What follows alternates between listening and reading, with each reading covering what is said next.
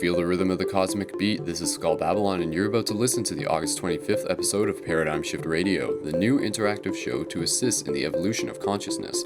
This episode started off with a little recap of a recent drum circle I took part in, and some other community news.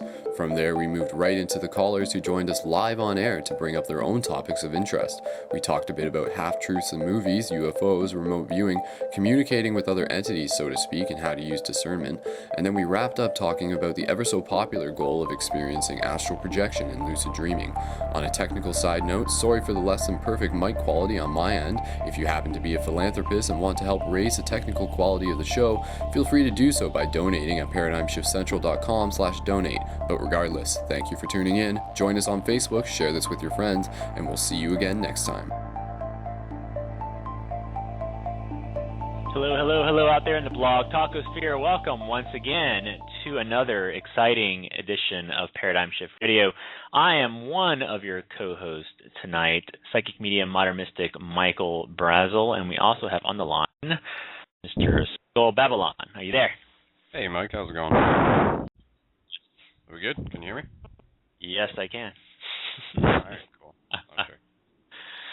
Yeah, no, how's it going, man? Like, I mean, this is usually how we do it. You know, we usually go an entire week without not talking, and then suddenly here we are at last minute, and then just ready to get reconnected, ready for another show. That's how we do it. Every now and then we toss some things back and forth. I'm like, usually I get a little bit more communication from him. Like, this dude's like, maybe you ascended. I thought maybe an ascension had happened.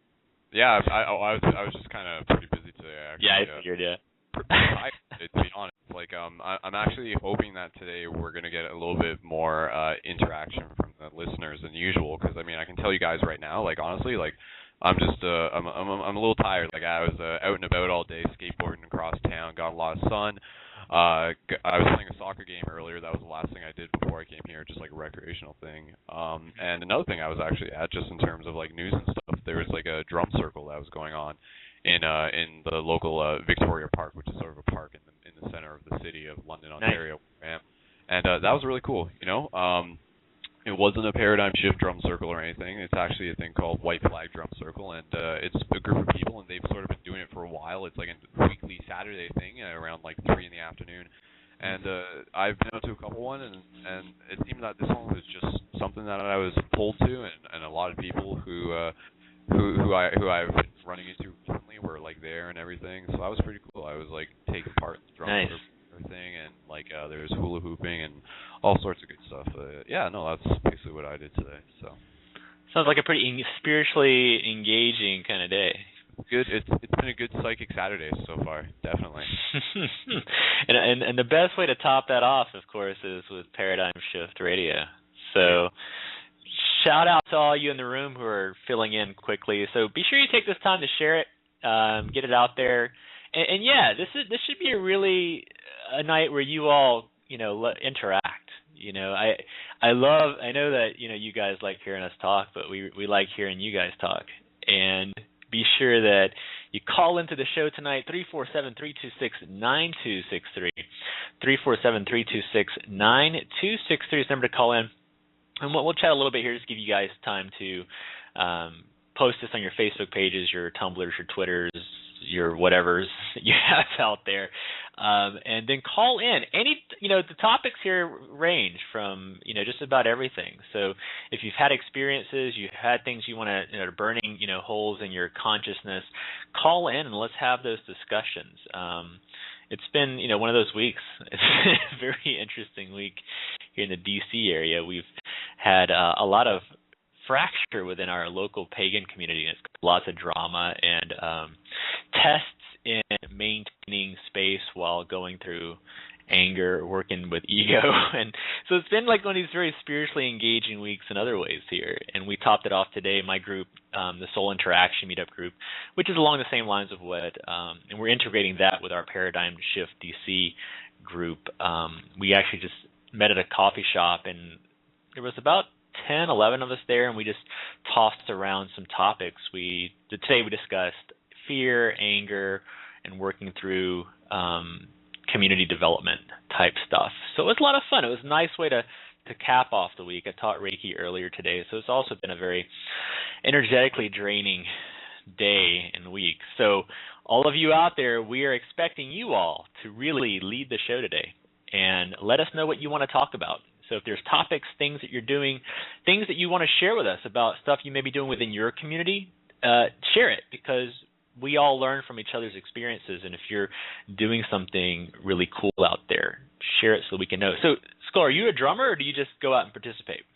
I'm a drummer as much as anybody else is. I mean, give me one to put in between my legs, and I'll start going with it. I mean, that's a great thing about drum circle. You don't have to be a professional anything to get involved, and that's kind of like the whole idea is that like there's enough extra drums sitting around that people. That's kind of what we want. We want people to be able to just sort of see it happening, and then just walk up to it and pick up a drum. But it's like being in a drum circle is totally like surreal in a lot of ways, because like, your mind, you're listening, and you're actually like you're hearing like the different beats that everybody's bringing in and stuff like that, and then you're like starting with your own and stuff, and you're just like. To each person it sort of sounds like something different depending on like what sort of rhythm you're like hearing within like the multitude of rhythms. And then sometimes it sort of sounds a little chaotic, but then you get those moments where like it fleshes itself out and it's just like really like nice. And a lot of it there's a couple guys who are out there, and I'll mention one guy in specific. So his name's Vinny, and he actually had like a small drum kit set that I think is like meant for children. It's like a my first drum kit sort of thing, but I mean it's perfect for like moving out to the park. But this guy, he's actually he does like open mic at a place called Scott's Corner in London every Tuesday for anyone who's interested.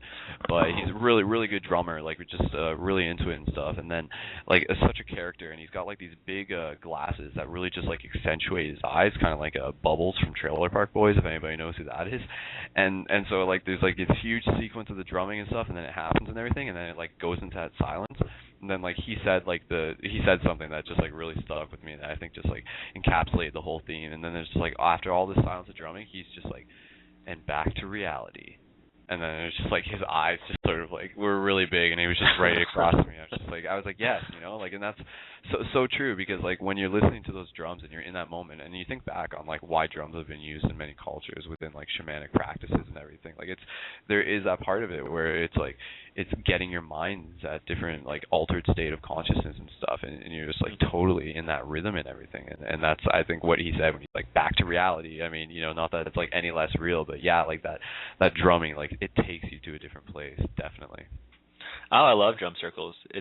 They're pretty phenomenal, and it's a real tactile connection to the energy. One of our friends here, she came out with this big giant tribal bass drum, and it had the skins on both sides. And we were actually taking turns laying across it, and then we were just banging out these rhythms, just letting these rhythms channel through us, and it was really neat because you could feel not just the energy in the room, but just this drum was almost like the drum was speaking directly to your soul. So it was really interesting. And you don't have to have drums to do drum circle. We ran out of drums at one of the ones we were at, so we just grabbed Tupperware that was in the kitchen, and everyone just like banging it out on Tupperware.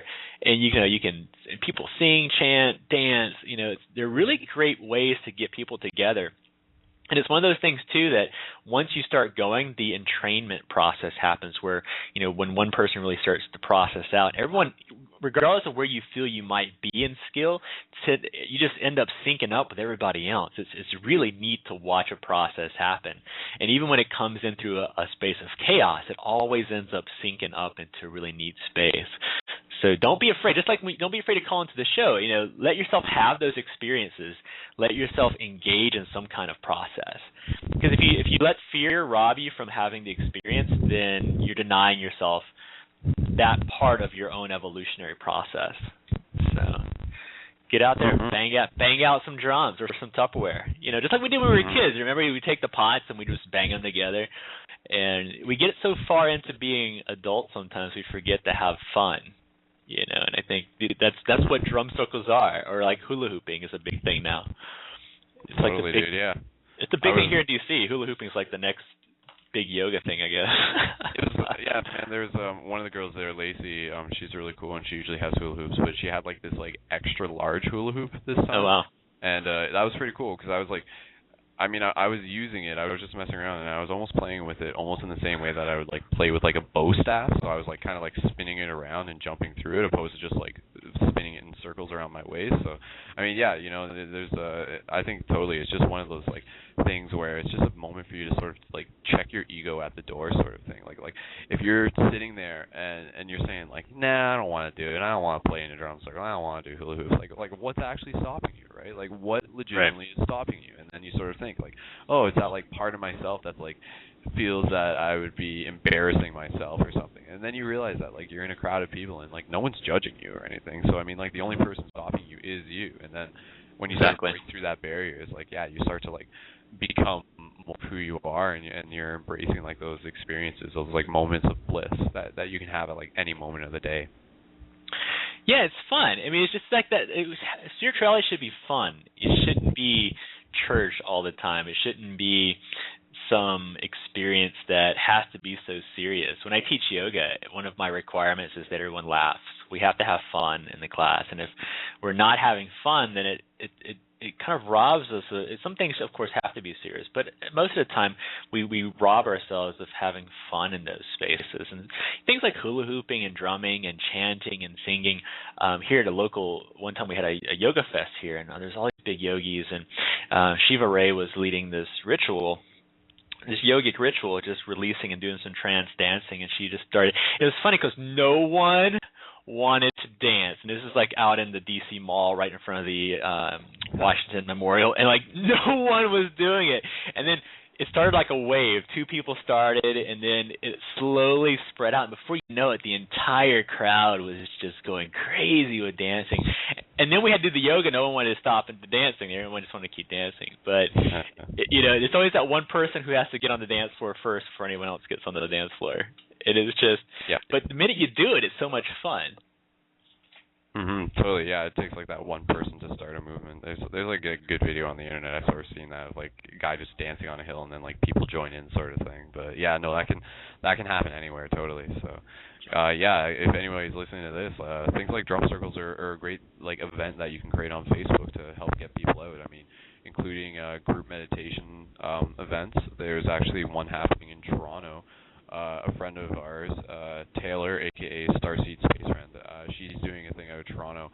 I'm just trying to think what would be the best way for people to link up to that. Okay, fine. If you go to go to facebook.com/Paradigm Shift London or Paradigm Shift Toronto, I'll like post it there so people can like make sure they see it there.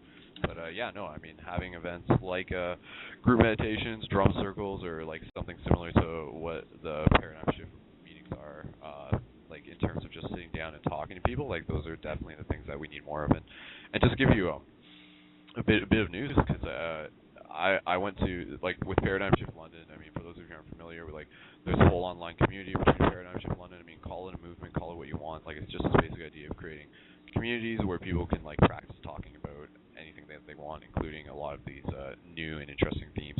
But the meetings that we have are every Friday, and so the one that we had, which was just yesterday, I showed up late to it, and when I showed up late, there was like the room that it's like we do it in a yoga studio, and it's like one of the side rooms. There was like 17 people in it, and I was just like, I walked into it, and I was just like, yes, this is it, right? Like I'm just like, we've had sort of numbers like that before, but I mean that's the thing, it's different every week, so I mean it's totally like kind of like this universal element where it's just like, is you know, where's everybody at? Like, are these people going to show up? You know, like next week we might have only 3 people, but so it goes, sort of thing. But it was so awesome because like there's a lot of people like in the room, and there's just a lot of energy, and you could generally tell that like a lot of people were excited to be there, and several of them were there for their first time, and then you had people who have been coming there for quite a while, and there's a lot of good conversation that we had going on. And then we sort of started running out of time, and we were just like, okay, we had to move out of the room. So I'm like, all right, we only got like less than 5 minutes to do a group meditation. So I'm just like, all right, everybody, you know, like sit down, get comfortable. Like we only have a short amount of time to do this meditation. Just like do what you can to make the most out of this meditation. And then, you know, just everyone sort of like close your eyes, like take a deep breath, like don't even focus. I'm not even going to say focus on one particular thing, like let your focus go where you feel it needs to, and then just like go into that moment. And we like got into it pretty quick, but like it was awesome, man. Like group meditations, like there's like a visceral sensation to that. And people who have done group meditations will know what I'm talking about. Like you feel it, man. Like it's not just like sitting down with your eyes closed. Like you're in a room with people who are sharing like similar intentions, and like those morphogenetic fields are overlapping, and like there's a part of yourself that's like feeling those energies, and it's not just like your imagination, quote unquote. It's like if you are like sensitive to those energies, you totally pick up on it right away, and then you can sort of like use that within yourself to like look further inwards. But it was intense. So I mean, that's just my news in terms of like Paradigm Shift London news. Is just like the latest meeting that we had was so many people, and that's something that's like part of the reason why this whole thing got started in the first place. And I feel it is sort of getting to that point, at least within London, and this can happen anywhere else, where it's almost sort of like that exponential curve. So I mean, as time sort of goes, like more people are going to know that these events are taking place weekly, and they're going to keep telling their friends about it, because a lot of it is just word of mouth. And then they're really going to start serving their purpose. Like no more is it going to just be like a couple people in a room each week. Like it's actually going to be like, like a good amount of people within the community who are coming together, and then like new ideas start like blossoming out of that. So there's like a lot of potential that I feel is definitely like right in the grasp of our hands right now in terms of like what's happening in Paradigm Shift London, and I'm like really excited to see how things are going to unfold, like between like just into the future from here on out. So it's always exciting, but as of yesterday's meeting, when we had like that many people in the room, like I'm definitely like a lot more confident and a lot more excited where things are going. And this is something that's not just happening here, it's happening everywhere, and this is all the more reason to keep encouraging people to do it, because like I've sort of said it before, but this is, we are the 100th monkey, so it's all about like reaching that critical mass, and the more we do it, the more we start practicing these things, the more other people are going to be able to like pick up on the themes and be able to like simulate it and do similar things in their own area, and then it's just going to keep like snowballing, and things are just going to really like fall into play. Yeah, and it's important just to get out there and just have discussions. There's something powerful about having discussions in a spiritual sense that allow you to engage your own consciousness, but also to engage others in that shared space. Like today we were in the coffee shop, and it was just really great to have everyone come together. And we started off with a little mini meditation, and then we just let it unfold into whatever it was going to start off, and I just put it out there, and we just picked a couple topics. And it was funny because the topic really started off as someone had trouble sleeping, and then we went into attachment, and we went into this unfolding discussion on fear and ego and detachment, and we went all the way back around to the beginning, and then in the end we just closed out with a meditation right in the middle of this coffee shop, and people of course are looking in and looking over, but it was really neat because we were holding this very sacred space right in the middle of this very busy coffee shop in the middle of one of the a busy district here. So it was really neat to be in this really sacred space with a really great group of spiritually centered people engaging a process. But the thing is, you want to be sure, like, you just go out there and do it. Don't fear what others are going to think of you in those spaces. Allow yourself to have the experience. Allow yourself to sit in that space. If it's a coffee shop, it's a coffee shop. Utilize the resources that you have, but don't say that you don't have access, and don't let not having access limit you. There's always a way to do it. I know Jake Church, who's in the room here, he leads a Tiny Chat, which is really great. I know he and a few folks engage in Tiny Chat on, I think there's another resource where you can online create little communities. So there's no reason why you can't actually go out and do something. It's always great to have a tactile connection with people who are close to you, but if online's your resource, create something. Get your Facebook friends together and actually have discussions, little group things. There's the Paradigm Shift groups that are on all over Facebook now. And engage conversation. It really, I keep going on there and I keep posting things, and every now and then someone will post something. But don't just become part of a group just to have your name be in the group page. Actually engage discussion. If there's some crazy thought that's running through your head, it's great to put the thought out there and then work through it. Have other people come in and engage that conversational space so that you can open up into discussion, because that's the way you really go through the layers is when you actually start having the discussions. And you can do that on your own in some ways, but you get other people's perspective, other people's experiences bring to the table a whole nother layer of ways to work through stuff. Especially with meditation, sometimes we may feel limited in how we meditate.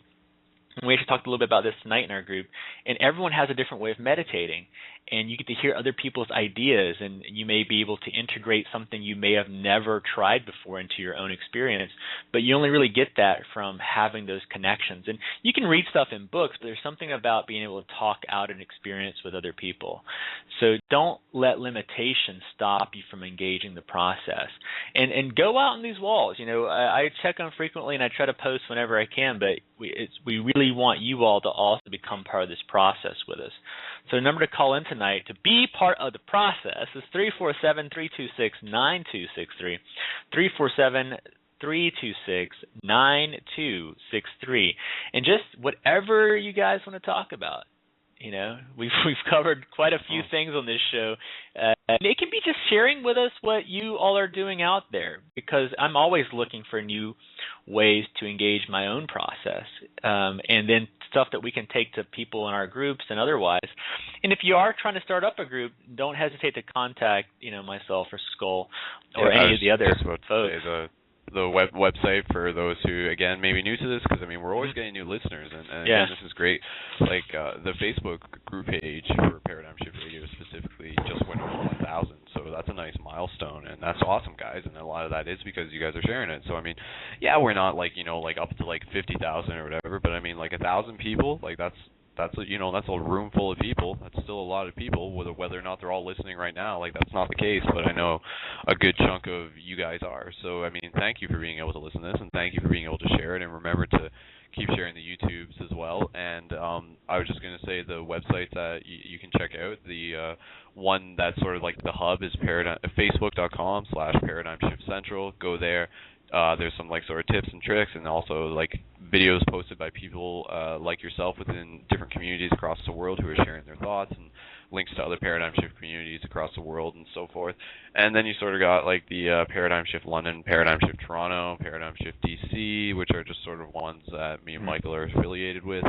And the main website, Paradigm Shift London or ParadigmShiftCentral.com, and that's got links to old PSR episodes and everything. So, I mean, it's pretty straightforward, guys. Like, there's been a lot of work in terms of, like, the media side of things to try and make everything very accessible for you guys. So, I mean, there's definitely a lot of information for you guys to browse through, and the tools are there, and the support is there. And whether you're, like, asking for help directly from us or asking for help from other people in your community, like, that's what it's set up for. It is totally what we make of it, and, you know, it's just using the tools that we have. So now is the time.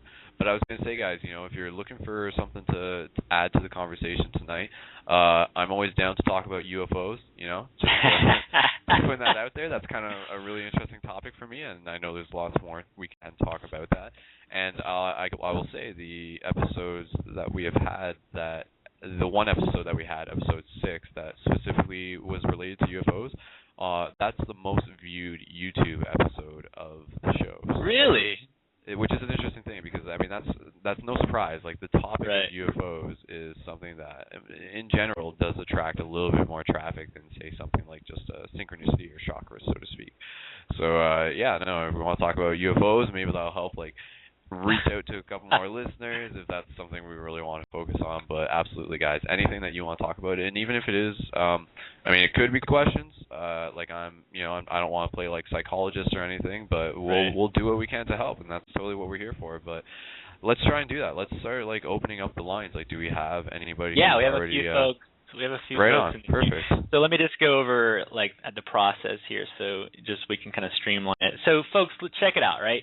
When you call in, you got to press the 1, or I don't know how Skype has you do it to ignite the little flag that says "Bing me into the show," but you have to do that so I know that you want to come on the show. Otherwise, I don't click you, because it just means you're listening via either Skype or your phone. Call in, 347-326-9263. You can Skype in as well.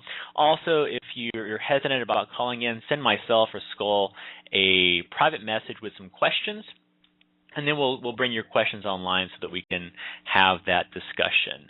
So let's go ahead and everyone take a nice deep breath in together, take a deep breath out. When you call in, come in with something concise or, just start off the conversation. So we're going to start off here with area code 310. Area code 310, your first name, where you're calling from. Hi, this is Vince calling from Los Angeles. Vince from Los Angeles. What's going on? Hey, how are you? I got one psychic question, and I got if I can, and then I've got one question for other people, for everybody out there. I want to ask that one first. Will Obama win the election? I've been asked that question like 4 or 5 times today. It's really interesting. I guess that's news for you guys, right? Like, when's the election finished? Like, I mean, I'm not in America. I don't pay attention, so. Yeah, it's getting heavy. Why? It being in D.C. also, it's a very heavy energy here in D.C. already, but the energy just gets heavier and heavier as we get closer to election time. And it's real funny because I work in a metaphysical store right above us, and we found this out because a reporter from the LA Times came and did this breaking story in our little district. There's a Republican think tank right above our store, and there's a little private office, and no one really knows who goes in and out of the office, but evidently like millions of dollars are funneled through this little office like all the time, and it's like a big giant Republican think tank of some sort. And I was like, wow, right above our little super democratic, metaphysical store, and everyone in the store is definitely for Obama, and we have like this Republican think tank right above us. It's really fascinating. That's funny. That's really funny. But my second question is this, Michael, I've been out of work for almost 4.5 years now, and finally I got a job about 3 weeks ago. And I was like, I put my hands together when they called me and said I got the job, and I was thanking God because, my unemployment ran out, my bills have piled up, I'm like major debt, $2,500 behind my rent and everything. And then I thought it was going really great. My boss loved me. He said I exceeded expectation beyond what they expected of me as a hard worker and employer. And then Thursday morning I was called into the conference room with my boss, and the plant manager said they were letting me go, and it had nothing to do with my work ethics. He said, I was absolutely impressed with your work. It was just the comments that you made to some people that have approached me. And some of the comments that he said that I made, I didn't even make at all. So they fired me. Now, I did talk to the HR girl on Friday, and I talked to my immediate supervisor today, and both of them are going to approach the plant manager to, on my behalf, to see if they can take me back in and give me another shot. So I'm wondering, do you see that happening, or do you see something else coming up, or am I going to end up on the streets and lose everything, or what? Well, just as a heads up, this show is more geared towards some topical discussions. Oh, okay. We do more of the psychic stuff on some of their shows, but just since you're already here and we've already gone this far into your question, I appreciate it. So just take a couple deep breaths. A big thing too is you're in a fear place right now, and the more you focus on fear, the more you'll manifest and continue to manifest yourself into that fear spot. Where things don't work out and things don't sync up, there's usually a reason behind that, and really you need to sit with that reasoning and ask yourself, where am I really in this space? And this is a place I'm really connecting into. When you start seeing the things that happen behind the scenes, it gives you a better idea of where you actually relate into that space.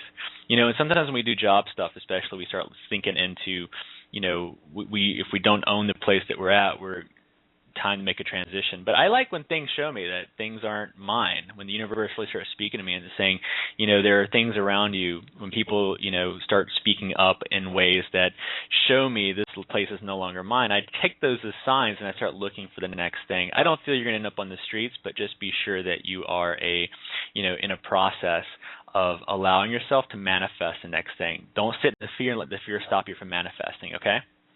Okay. But just sit with it. I think we've talked before. Do that. Yeah, do the candle work that I sent you, and just breathe it in and breathe it out. All right. Okay. And as far as UFOs go, I wanted to ask you about how accurate are those Men in Black movies, to the point where we've gotten ideas and everything from UFOs that have crash landed here. How accurate is it where there are actually people of other planets that actually do exist or coexist with us. That's interesting. I sometimes watch those movies through that vibration of how real is some of the stuff that we're seeing. And oftentimes, though, you'll see a lot of stuff hidden within movies that are symbolic of things that are actual. But those kind of movies, I'm not really sure. I do have a friend of mine, and I'm going to see if I can try to get one of them on the show eventually. But I have some friends of mine who, I don't know if you've ever seen the movie Men Who Stare at Goats. No. But there was there was the whole psychic spy program, the whole remote viewing program, and the movie itself comes off very comical. But I have a friend of mine who was actually in that program and she was with the Jeff Bridges character, the guy who was the actual leader of the program. And it was really interesting because you get to hear. She told me about there was this time when there was a assassination plot against Reagan. Another one, and one of the psychic spies actually went into the mind of the assassin and stopped the process from happening. Ooh. So it's like, doing psychic manipulation and things. I'm like, man, that's some pretty cool. But she just has these fascinating stories. Well, so it talks about, when we talk about reality, it's really hard when it comes to movies because that's one of those areas that we really can't validate. Right. Well, I wouldn't doubt how real it is, because if you look at that movie Ghost, the guy who wrote it or produced it,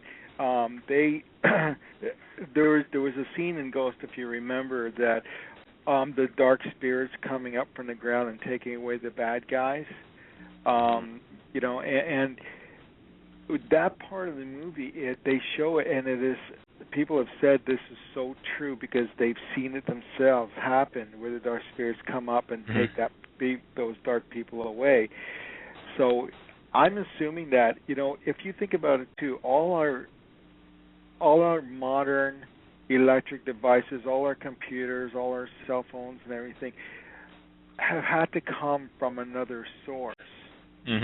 From other planets. Let's put it this way. When I was a little kid, I was born in '59. When I was a little kid, it was about the time that Neil Armstrong, who just died today, first landed on the moon. Now, we went from these giant rocket ships, and we went from computers that went from floor to ceiling to something I predicted a long time ago, which was, I said to everybody, you're going to see one day everyone's going to have their own little personal computer sitting on a desk, and everybody laughed at me. They thought it was crazy. And was it 40 years later, it's happened, and so I'm thinking that a lot of these ideas that we've gotten, even from the most simplest inventions, have come from another source. It had to have. There's no two ways about it. And it's just developed. So, but that's my feeling anyway. I think, sort of going back to what you were saying, like when we have all these movies, I agree. I think a lot of them have half-truths within them. Right. And I think in a lot of ways that's intentional. But I'm always curious as to how conscious the people within the films are of the fact that, like, what they're putting in is something. Well, you remember that show Get Smart? Do I? Yeah. Michael, do you? Yeah, I do. I've seen the reruns. I was not that old. Okay. So Get Smart. I was listening to Don Adams before he died on an interview, and they said that every week when that show aired, and they used to come up with all these new devices, from their shoe phones to whatever, they actually got calls from CIA and the FBI and said, "How did you come up with that idea? We want to know." Because they thought it was security breach, and it was like, no, it's just our writers just came up with this creation, like, hey, let's put a little fly on a lamp and make it actually a microphone, or let's put a shoe in a phone, and they were getting calls from the FBI and our feds saying, where did you come up with it? Because they thought they were actually leaking information, and in fact, what happened was, our agencies used some of the ideas from that show to develop the stuff they have now. So, yeah, like I think I mean, what you're saying there almost sort of touches into this idea of, like, call it the collective unconsciousness or whatever, but when there's these ideas and these concepts that exist, they're not just, like, specific to the brain of the one individual who, like, claims ownership of them. I mean, once they're sort of out there, they're out there, and other people start picking up on them, and that's where you do get these claims of a person, like, inventing something on one side of the world, and then coincidentally someone else, like, invents the exact same thing, and both of them say that the other one stole it from them, sort of thing. So I mean, that's sort of what's happening here, because I mean, I've sort of said this before, the universe communicates to itself through the language of symbols, and in a lot of ways, I mean, yes, we are individuals, but I mean, there's like a part of us, call it like your higher self or whatever, but it's like communicating through us in order to be able to communicate to itself. So I mean, yes, there are like messages that we will see within films, and sometimes they're like archetypes, and sometimes they're like specific things related to like historical events or whatever, or like even, you know, movies like Men Who Stare at Goats, and it's like it's like consciousness trying to wake itself up. You know, it's sometimes it's subtle, sometimes it's not as subtle, but that's I think there's a lot of topics that you hit on that I'm totally I could totally just like go off on its own thing, especially like the Men Who Stare at Goats. Like I love that movie, and that's right. That's because that's like one of the first like mainstream movies that's ever really even touched upon the idea of remote viewing, and I know that's something we really haven't talked too much here, but I mean that's super cool, and even like the idea of Jim Channon, the guy who started like the First Earth Battalion sort of thing. Long story short, in theory, I haven't talked to him before, but in theory, he knows who I am. Which is super cool, because like another guy who I know has talked to him, and he's like mentioned him to me. He's like, oh yeah, there's like some guy in London, Ontario, and he's like really just sort of doing this stuff that's like really similar to, you know, the same vibe or whatever. So I mean that'd be pretty cool. Maybe down the road, maybe we'll have like Jim Channon, the guy from like who started First Earth Battalion, on the show. Like I know he's actually in Hawaii right now, which is an interesting thing, and this is sort of a topic in itself. A lot of people are going to Hawaii, and I think part of it is this idea that volcanoes there, it has something to do with like stargates or something to do with portals or something. So I mean, I don't really want to like put my foot down on what exactly that could mean, but I mean, it's interesting that like these people are choosing to go to Hawaii for some reason or another. Right. Well, thank you very much, man, and you guys have a great evening. All right, you too, Vince. All right. Bye. All right, man. So it's really cool because this lady, and she's got a twin sister, and they were both in the program, which was really kind of interesting. And she actually, at one time, they found this down rig somewhere off the coast of California, and they flew her out to use remote viewing to get information about the where the MiG came from and all the other information that she would be asked to retrieve. But it's just really interesting. And in the room, Terry and Linda, no, these two psychic twins are not famous psychic twins. They're more on the discreet side of what they do, but they do work at our shop, which is I find interesting. Here in the D.C. area, you have two former psychics, spies working at a metaphysical store. Cool. I know, pretty neat. That's awesome. I was just gonna say before we get to our next caller, people in the live chat tell me Michael, I don't know if you can hear it, but I think my mic is. I'm getting reports that it's muffled or the volume sort of No, dropped. I think it just sounds like sometimes you have a wind mic. It's just something you can hear your P's really heavy. So, okay, but I mean the message is coming through. It's not. That's what if the message is coming through, the brain has the tendency to do that. It can sort of pick up the the bits of information to put the full picture together. So I mean, I just want to make sure that you guys can hear me before. I mean, you're coming through. You're not fading out or anything. And then too, sometimes just when it logs in through, depending on your connection, sometimes it just amplifies. It's Blog Talk, everybody. Anything that ever goes wrong, we're just going to say it's Blog Talk. So if you have problems in life, just blame it on Blog Talk. So here our next caller is a Skype caller. All right, Knockout 369. What's going on? How you doing? What's going on, Hello. Jake? Nothing much. So I wanted to call in about an ET experience that I did not have, but one of my friends did have and alerted me about it. So you say alerted, that means we should be prepared for something crazy, right? Yeah, I guess. All right, what do we got? So basically, he messaged me on Facebook and said, "Hey, you should get on Skype right now." I said, "Okay." He said that he was seeing two aliens in his room. One was a scribe with some kind of notebook, and the other was standing there. He said that he knew, that they were there because of the highest love and protection, so that was fine. So they're not grays or anything. And then, let's see. He said that there was, like, candle flames and were moving like crazy. There was electronic disturbances, and he was shaking. And then he went into a trance, which was really crazy. He said that he was going to be monitored for a few days or weeks, and that one of the names were Ekant with EK apostrophe UNT, and it has something to do with the Fibonacci spiral. I think on is 1. And then, let's see again. There's 40 others that are being monitored, and he keeps getting Australia, and then he just straight goes into trance and just starts running everything he hears.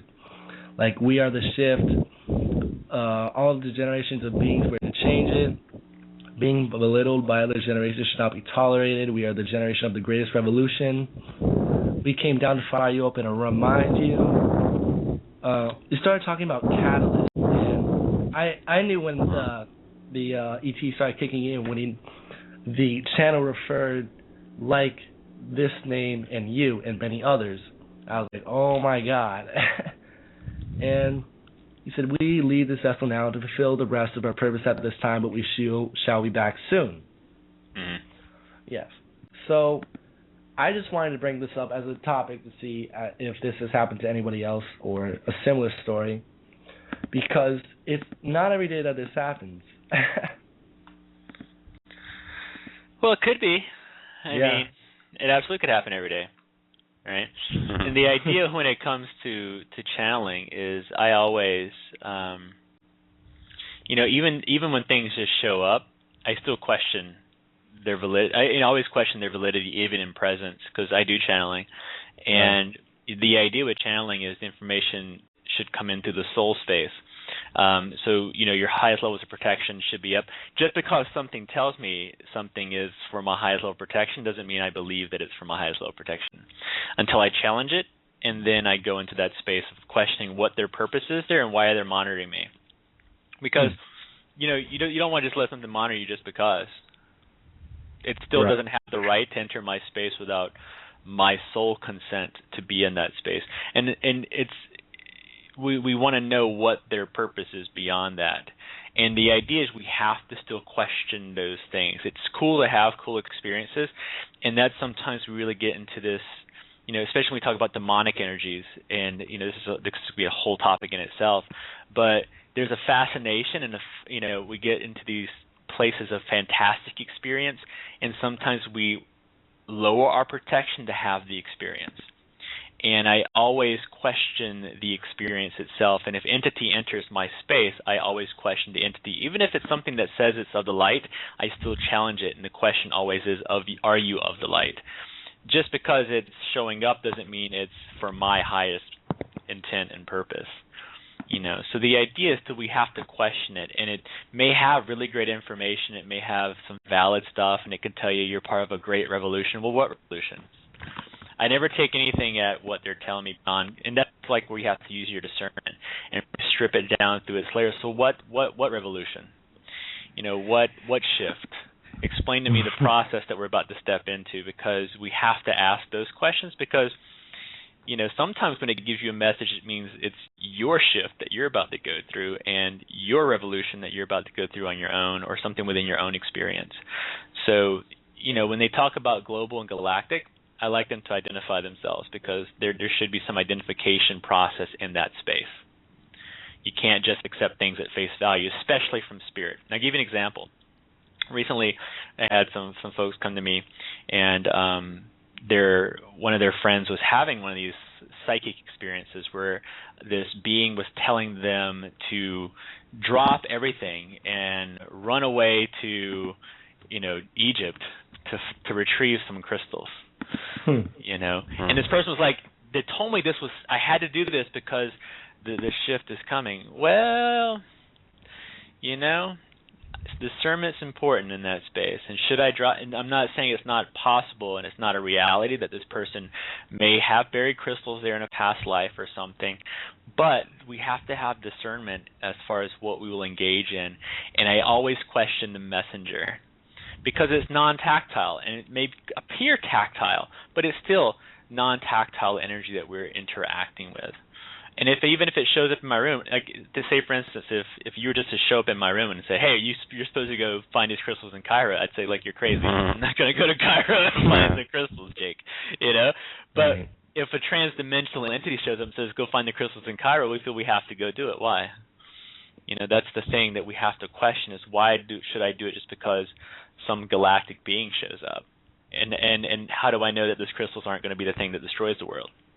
And how do you know that being is not just like a fragment of your own self? I think that's something that you have to keep in mind. Like, even though a part of us may be projecting this idea that there's like an entity that's like external to us, I mean, a lot of times when you're dealing with dreams and everything, there's this whole idea that like so much of what's actually being projected is just like, call it a part of your ego or what you want, but I mean, it's not actually like a full-blown like other entity. It's more just like a projection of something that's like more just internal to you. But I think that, again, that's like using that discernment. I mean, that's it's kind of a gray area, so to speak, no pun intended.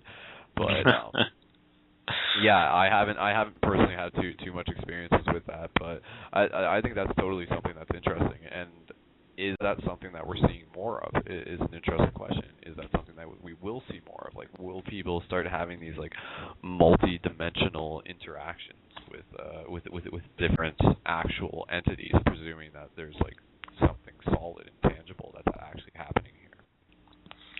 Yeah, I think it is really interesting, because I have doing channeling myself. I've had some pretty profound experiences with energy and working with transdimensional energies and these other beings, but they've never sent me on any great adventures. They've never told me the end is nigh, child.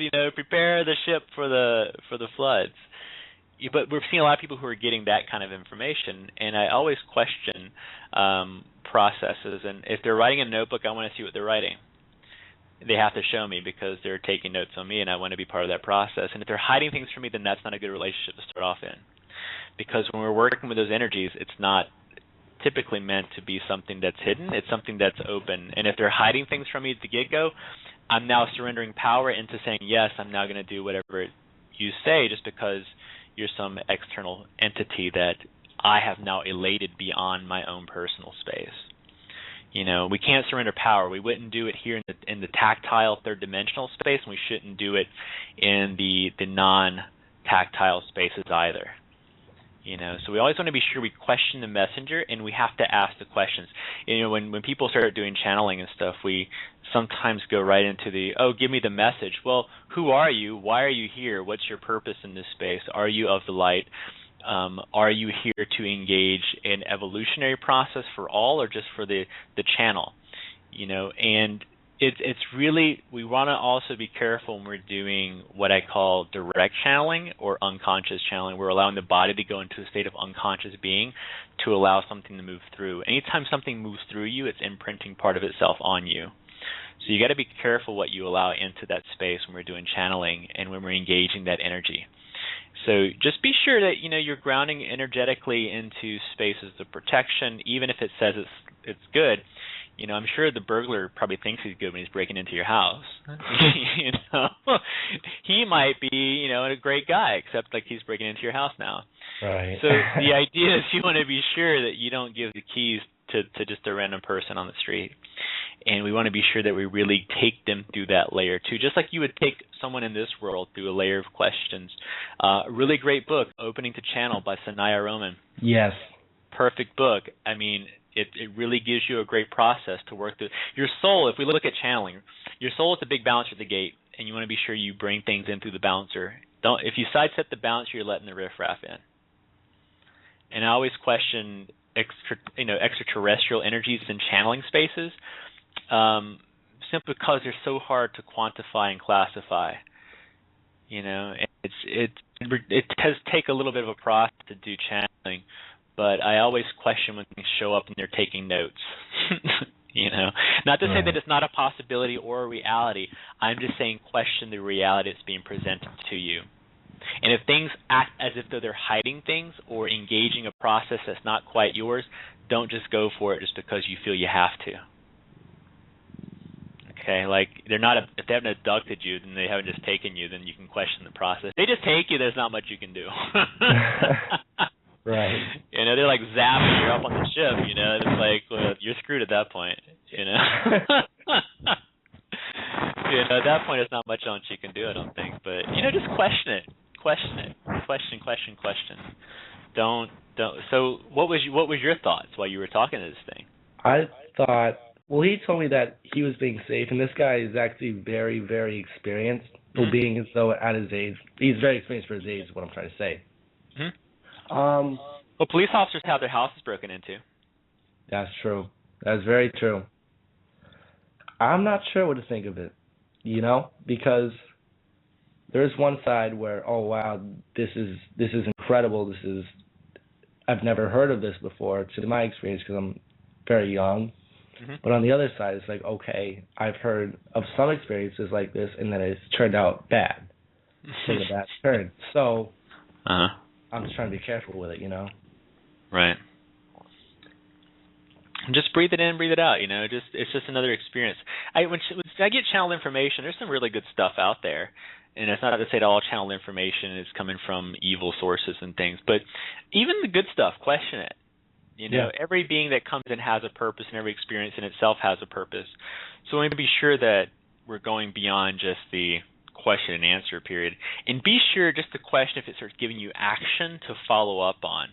If it's saying, you must now go out and, destroy this, or you must go out and do this, and it goes well beyond what you're comfortable doing, it's okay to say no. And it's also okay not to channel me. And just because someone's experienced in channeling doesn't mean they have to channel something in.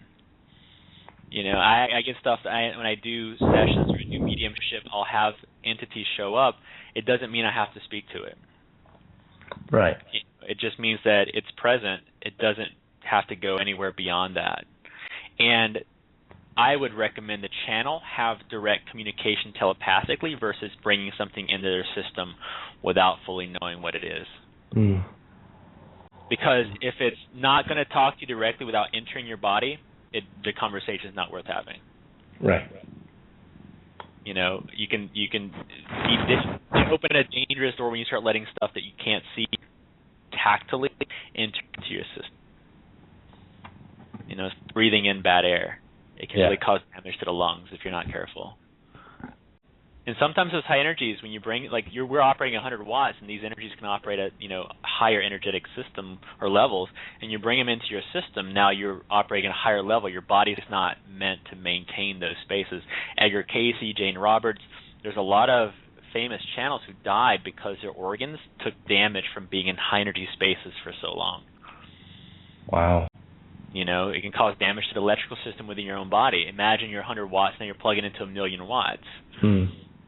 If you're not, even experienced channels know that first you have to do the telepathic connection. And it's indirect channeling, which they talk about in that book, which is just as powerful. But you don't have to actually bring it into your system to have the communication. And it's more powerful that way, because you actually use discernment in that space versus letting it speak to a third-party source, because then you're getting into that gray area again. No pun intended. Yeah. One thing I will just mention. I read a report. It was just a text-based report. But it was really interesting. It was about a guy who was talking about dimensional beings who were coming into his reality, and it seemed like there was some weird portal dimensional rift that opened up or something, and there was these insectoid beings that were just appearing in his living room or something. But one of the things that he was talking about in terms of this is kind of not totally related, but it's just something that came to my mind. And he was talking about he actually was having to combat them, sort of thing. and he mentioned that like one of the things that actually works is the idea of using like a black blade, because like these like other dimensional beings, these like insectoid beings or whatever that were coming out, like the black blade like didn't reflect light, so they couldn't see it or something. So like it's weird. It's just this crazy story of this guy who's just talking about like this weird dimensional portal that opened up into his room, and these like insectoid beings coming out, and him just standing there with a sword, like having to like chop them down as they came in, and like them not even really understanding what was happening or something. Like it's just a crazy story. But I mean, I don't know, like that's the type of stuff. Like, is that stuff like actually happening in this reality? Like, are there these dimensional rifts? I mean, whether it's like entities fully coming through, or I mean, at the very least, we do get lots and lots and lots and lots of reports of people being able to like interact with them in sort of like dream spaces or deep meditative spaces and stuff like that. But I mean, is there something else that's happening? Like, is there like more of like kind of said like the tangible side of it, where like there's actual entities, or so to speak? And I mean, is actually like you right into like the whole idea of like Sasquatch or something, right? Like, so, I mean, for me personally, like I love the idea of Sasquatch, and I love the idea that like Sasquatch is actually like some sort of a multi-dimensional being or something. Because I mean, when you look at it that way, it actually paints the picture in a whole different light in terms of like part of the reason that we have trouble finding him is because it like shifts and phases out dimensions and stuff.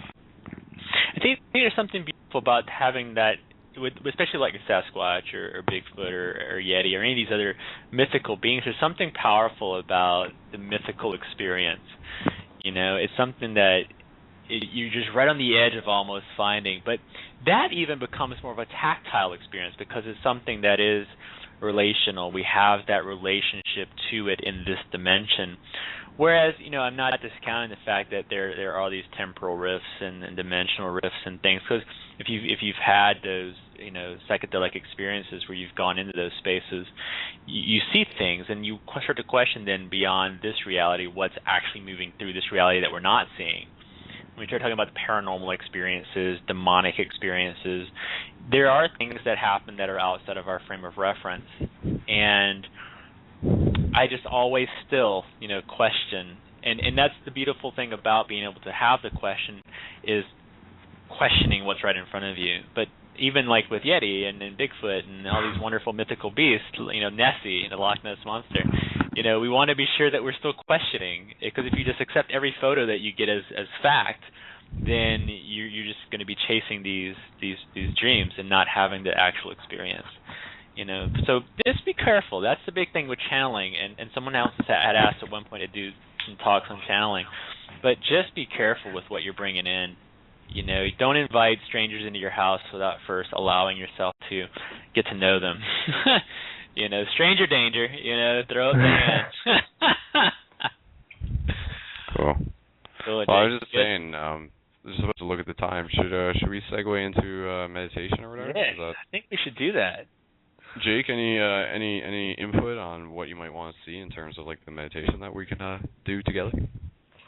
Like, have you been doing them in the past with us? I have been doing them in the past. I just started listening to these recently because I took a little spiritual break to see how it would be.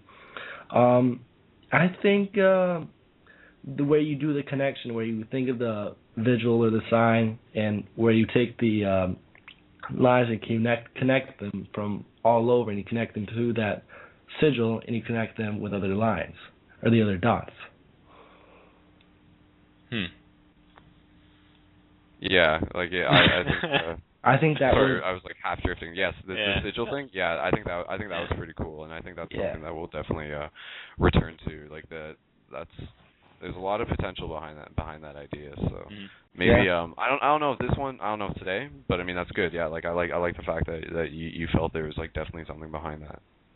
So yeah, so we can do some sigil work down the road. I just think, you know, you have to pull the stuff from offline, and I think it'll take a little more time to actually get that. But maybe next week we'll do the sigil stuff, so we'll have some images that maybe some sacred symbology that we can put up, or like do it in your own room. If you have something that's around you that, you know, is something you want to just focus on, you can do visual meditation where you can do open-eyed stuff and just be focused on the singularity of one thing that's in your room, your space.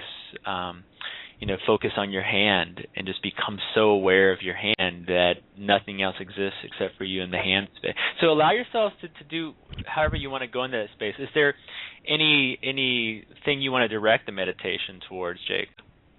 Like last time we did heart center. Is there anything specific that you might want to just gear it towards aside from sigils?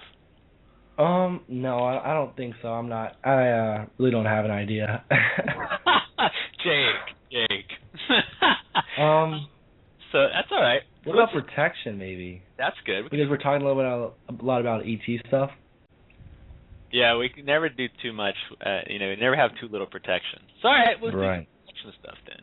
Awesome. So I'm going to play the 852 hertz tonight. So everyone, just go ahead and start tuning into your breath. We're here at the top of the hour. We're about to start our meditation. So I'm going to pause out the mics, and then we will go ahead and begin this bad boy. So everyone, begin tuning into your meditation space. Allow yourself to begin focusing on that deep inhale and that deep exhale. Allow yourself to release fully into your space. Allow yourself now to align with that deep intent of creating protected space around you. Grounding down through your lower chakras, connecting in the sacred earth. Opening up towards the crown chakra, opening up to your divinity. Each breath bringing alignment.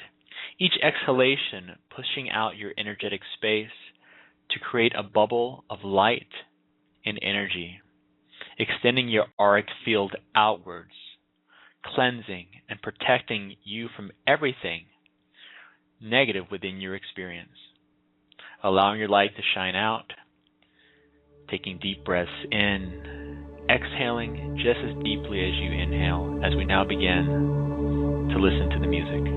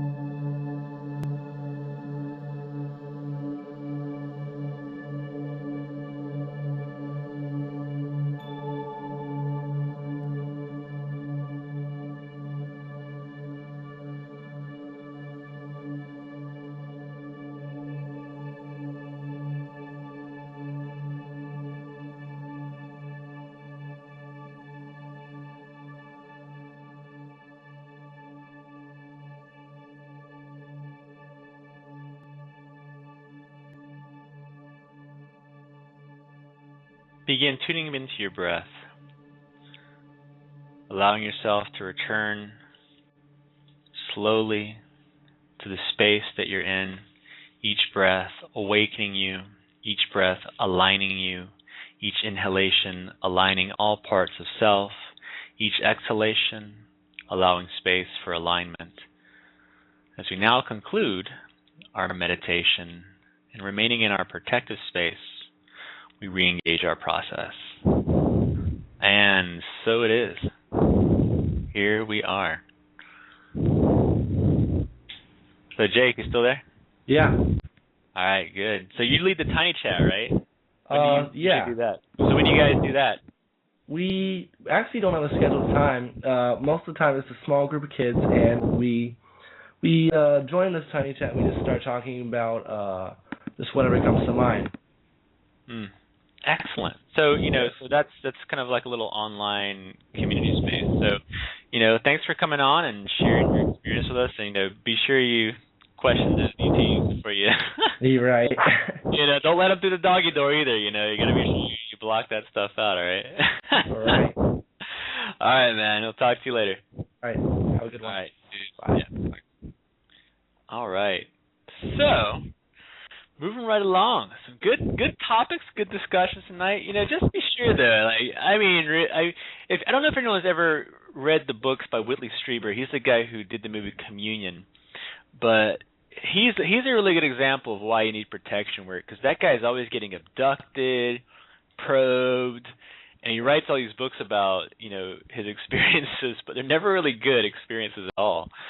And in one of the books, he had a guy show up in his room just like this, and the guy was telling him about all these really deep things that were going to transpire, and they were from that extraterrestrial realm. But it's really, this guy woke him up at 3 a.m. and just walked into his room and started preaching, and he started taking notes because the guy was just giving him all this information and knowledge. The book's called The Key, but it's a really interesting book. But the fact that things keep just showing up and happening to this guy I would say means put the chain on the door. Don't let everything in just because, and if you are being abducted, then it's funny. There's a magical group or a store called Azure Green, and they have an alien abduction protection kit that you can buy. What? That's what I said. I was like they're like stones. a road safety kit too. Yeah, same idea. Yeah, I'm like the only thing that would work, I think, is just to chain yourself to the bed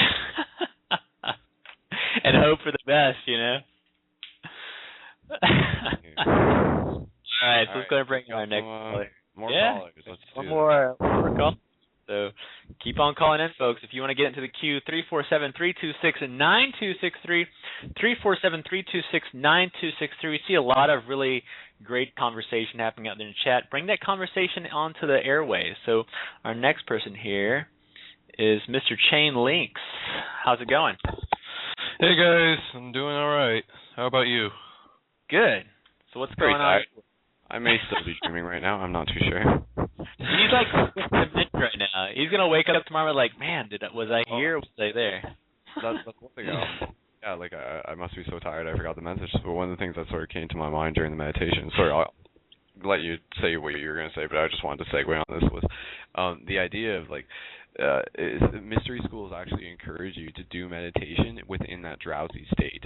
That's an interesting place where you can sort of get a little bit different experience out of your meditation if you're doing it when you're a little bit tired. Your mind sort of goes places a little bit differently. So just something I want to mention. Nice. I find myself falling asleep too often when I try doing it that way. And that's the idea, right? Sometimes you do that. You'll do a meditation and go right into a dream / lucid dream, possible astral projection. So, which is kind of the idea, I guess. I haven't really gotten into the lucid dreaming yet. I mean, I had my attempts, but I haven't really gotten too far into it. I was able to get my right arm out of my body for a brief moment, but I haven't really tried ever since. But yeah. I thought you were going to say you haven't gotten it back yet. No, I was going to say, wow. That would have been really interesting. So what's going on? What do you want to talk about? Yeah. I kind of like to know if there would be any more practical methods into the astral projection. Actually, since we just decided to get into that, I kind of like to get into find out more about this. I kind of read a little bit about it. I tried, but I didn't really. I don't know what I've been doing, or I don't know exactly what I've been doing, to be honest. So I just want to hear your guys' input on it. Well, I think I was just gonna say that earlier we mentioned the idea of like remote viewing. That's kind of an interesting idea, because I think as you sort of understand the potentials of what remote viewing is about, you can sort of get a better idea of like how astral projection works, and I think that maybe is something that will actually help it happen within your own space, is to actually understand exactly like what is happening in terms of like this idea. Like remote viewing is this idea where you can like be able to perceive objects at a distance through the mind's eye, so to speak. So it's kind of relating to this idea of like non-locality and like the idea that like sight and vision can sort of exist beyond our physical bodies. So I mean, that's kind of like one of the main things, is that in terms of like astral projection, it's opening up to the possibility in the first place that like we are more than our physical, and we have like the different, like there's the body is like a vehicle, and then there's like our different dimensional bodies, which a lot, just for common terms, you can refer to as the astral body. So I mean, in order to have some of the experiences of astral projection, it's simply being able to understand when you get into that state that like, all right, my goal at this point is to be able to get up and out of my physical body using my astral body. So I mean, kind of what you were just talking about, like one of those things can be to like start off lying on your back and to just like have your goal of like trying to like sit up, or just like get up out of your bed or whatever. But like then you may do that, you may try that, but you'll notice that like it's not your physical body, and it's like your astral body, and then it's like recognizing that like that's what's happening, and then to be able to like maintain like not to get freaked out by that right away, and to be able to like take it further in some ways. So Michael wants to add to. Yeah, I always recommend daydreaming. Like literally have that space where you allow yourself just to zone out. It allows you to have, and imagine. We sometimes forget as adults to engage the imagination, and it's a really important thing to do. We live in a world where so much is presented to us constantly in all of our senses. So allowing yourself to disconnect through a place of just thought projection, where you're doing daydreaming, where you're allowing yourself to have fantastic experiences while you're in a more wakeful state. So it allows you to start to program yourself into that space of allowing. And another thing that I always pose, just like with the last caller where we were talking about questioning the entities that show up, question the reason why you want to have these experiences, and allow yourself to solidify a reason. And sometimes when you start solidifying your reason, you start to develop a goal for it. You can now have a better structure. Sometimes we just want to do it just to have the experience, and that can be fine. But if try to give yourself a purpose within that space, and it becomes more of an engaging thing versus just dipping your toes in a lot of waters. And remember, it takes work too. This is something that's it's a big process, and we want to be sure that we give ourselves, like, some people can do it like right away, and it's a great thing for them. Some of us we have to work through it. It's processes, and what ends up becoming the thing that works is what works for you. Like Skull will have a way that he does it. I'll have a way that works for me. Someone else will have. There's no right or wrong way. And what you'll do, though, is by dipping your toes in a multitude of waters and actually engage the process. I see a lot of people, they come into my shop all the time. They buy these books, and they buy books on astral projection. They buy the books by the Monroe Institute and Robert Monroe, who did a lot of study on lucid dreaming. And they buy the book and they never do the exercises, or never go far enough into the exercises to get the result. And we have to go a little deeper. You have to give yourself more than a couple of days or more than a week. Really stick to a process and let the process unfold. You can always add to the process. A lot of people like to use, music. Some people use, self-hypnosis. Some people use drumming as a method of shamanic practice to do trance work and journeying, which is in a sense astral projecting into lower realms. So, and then have an idea if you're doing astral projection, where do you want to go? With remote viewing, it's really neat because you can actually do one of the exercises I saw in a book once is to project yourself into a store that you've never been to and find something in that store, and then go and visit the store and actually validate your experience. You can do validated experiences with astral projection. Lucid dreaming is great because lucid dreaming is in that same space, and a lot of times it's the same kind of process, but there's something that is neat about being able to engage it in that space, but it gives your dreams purpose also now. So you're bringing purpose into the action. Sometimes people just want to do stuff just to do it, and I think that's the trap we get caught in sometimes. Is I just want to astral project because everybody else is doing it. Mm-hmm. And it's a cool thing to do, and it may be. Exciting. It is exciting. Ask yourself, why do you want to do it? Sorry. Go for it. I was just gonna say, in terms of all the stuff that we sort of look to, that we sort of judge entertainment based off of, like video games, Hollywood movies, going to the movie theater, things like that. There's not quite an experience as unique as something like having an astral projection or a lucid dream experience, and then that's something again. That's sort of where we're at. There's so many people walking around these days, and they're only awake, not even fully awake, for like half their life, so to speak. And like the other half I'm referring to is like our dreams.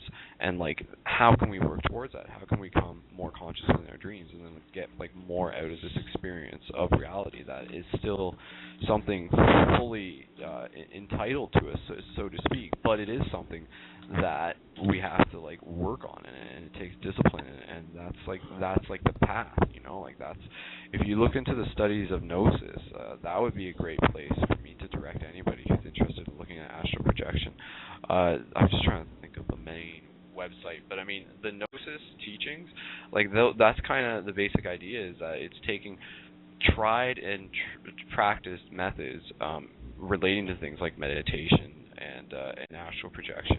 It's taking like all the different tried methods from like different cultures and everything, and then other people have like continued to practice these and said like, look, like these, they're like breathing techniques, they're like mantras and everything, they're like schedules in terms of like when you're waking up in the day, what you're eating, and like these things do help you work towards like having those, like building that light body, like connecting with that higher part of ourselves, and in the process, like the ultimate goal is to be able to like to know thyself, like noscite ipsum is kind of the basic concept of it. Because I mean, if you're going into astral projection just with the idea that it is something fun and it is something different, like that's okay, that's good if it's getting you drawn in from that angle.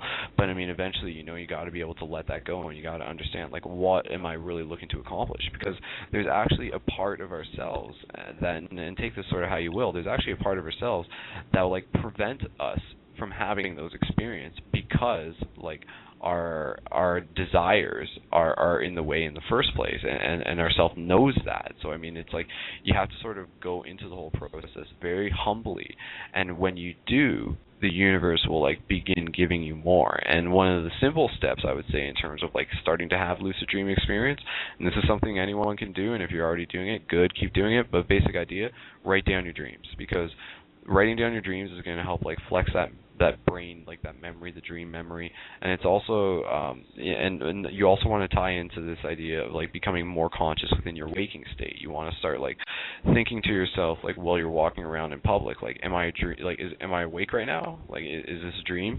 Just for the sake of doing it, and then to be able to like take those habits and have them like begin to occur within your dream state, so that like when they do happen, you'll start to you will notice those peculiarities that sort of exist within dreams that otherwise you wouldn't, because you weren't doing this whole like reality checking process. So I mean, things like reality checking, things like having a dream journal, and things of just like being more conscious within your daily life, like those are simple things that can help move you towards having a lot more experience in terms of like astral projection, lucid dreaming, and meditation.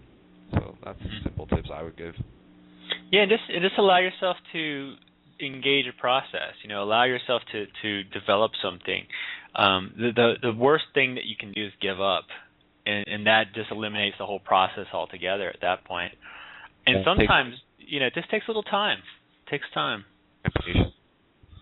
I just posted to the room a great site that I found recently through another blog talk show, the Farsight Institute.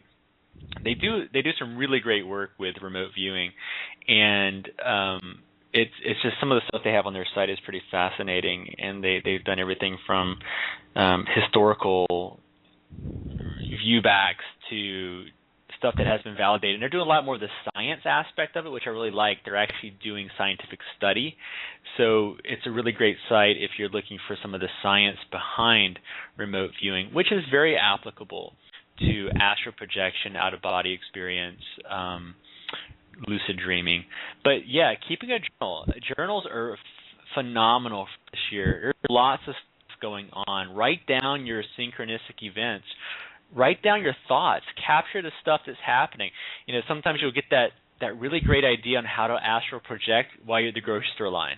Right before you check out. That's when the universe will chime in that idea. And if you don't have your journal with you to capture it, it's good. You'll lose it. So allow yourself to carry a little journal with you. Write down your gratitudes for the day.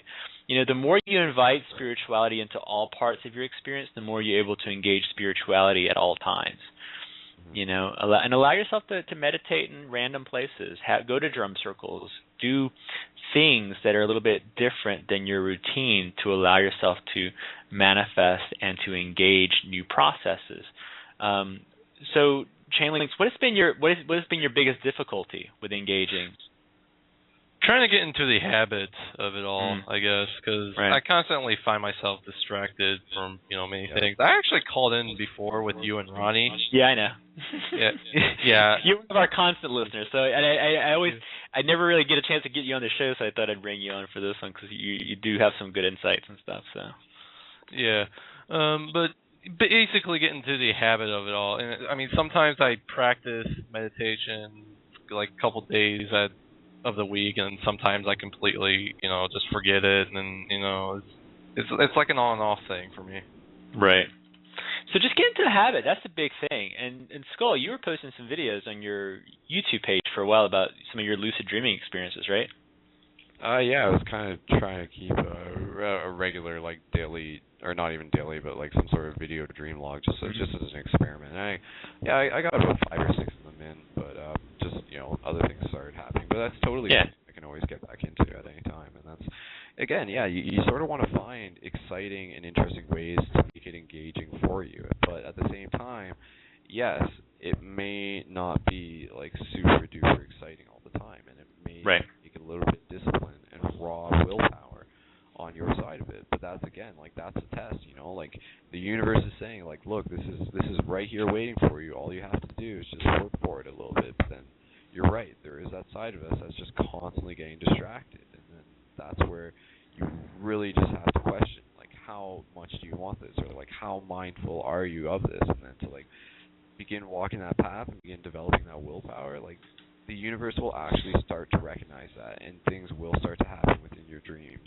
It's really interesting. Like, it's not just like A equals B sort of thing. Like, as you start doing something, like, the universe sort of starts like meeting you in the middle, and like there's like another awareness at play that sort of like trying to communicate back with you if you're ready to listen. So just allow yourself to start a process and just journal it, and I really like Skull's videos on his site because he kind of goes through a dialogue with himself on some of the stuff that he's experiencing. So go and check those videos out, so you can kind of see what he's doing as far as his process, and then go and read and just find a process in a book somewhere and just start. Or go to a website and find something that someone else is doing and just start a process and allow yourself to engage something, all right? All right. All right, man. I've been keeping my dream journal for like the last couple months. Well, quite a bit of months, actually. Maybe about a year. And I've also been journaling about my daily routine as well. So I'll just keep doing that. Yeah, just keep doing it. Keep engaging in that process. So we're down to our last minute here. So All go right. ahead, do our little sign off. But thanks for tuning in. Yep. Chain Links is one of our constant listeners, so I always appreciate having you folks who tune in consistently and constantly to the show. We appreciate it because it's because of you that we're able to do this show.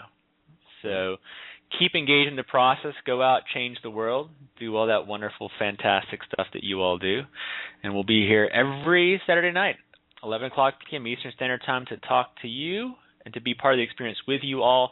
And get out there and engage it. Engage those Facebook pages. Change the world, one Facebook post at a time. That's right, yeah. So again, guys, facebook.com/ParadigmShiftCentral, and for those interested, youtube.com/SkullBabylon, and you can find my dream video logs there. But let's wrap this up. Here we go. All right, folks, have a good night, and once again, thank you all for tuning in. Namaste. Namaste.